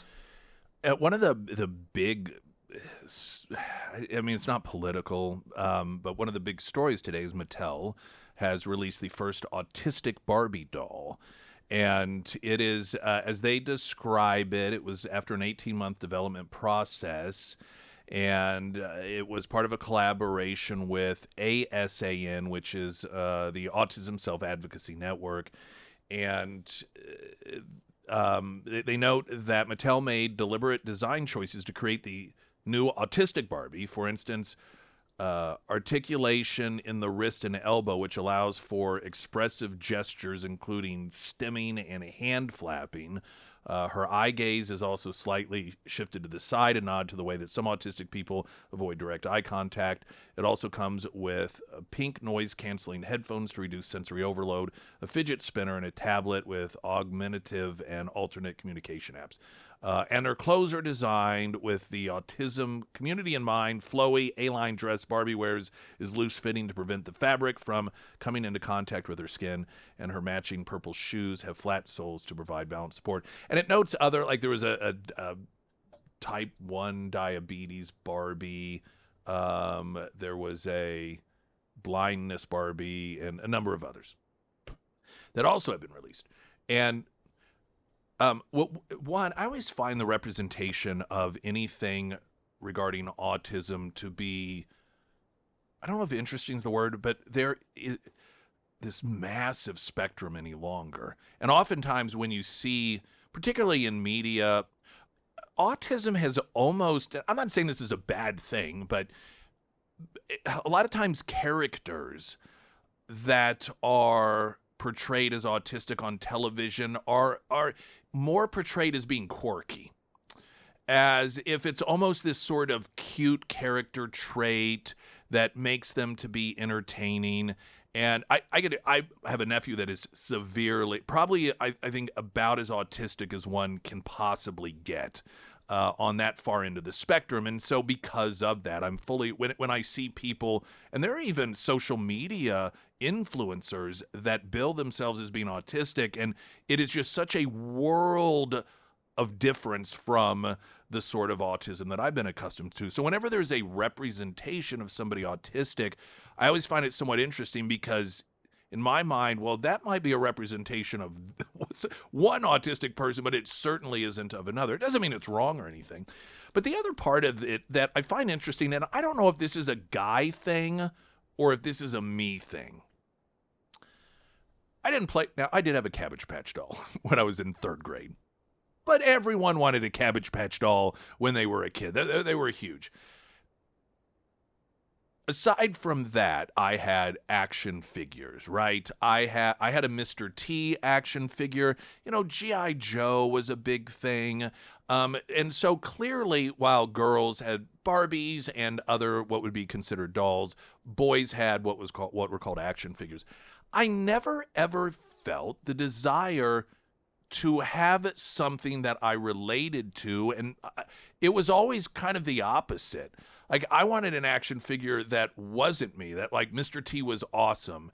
And, I had I was just flat out cross-eyed as a kid. I had to have surgery on my eye because it was so severe.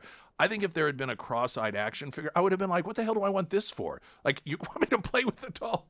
And like I said, it's not in any way, shape, or form a criticism. I've just always found it interesting, this popularity of creating action figures and dolls that kids relate to, because that was just never the reason that I had an action figure. It was sort of to have somebody that wasn't realistic. And I just, think it's kind of an interesting thing. Glenn Beck's coming up next. I'm Nick Reed.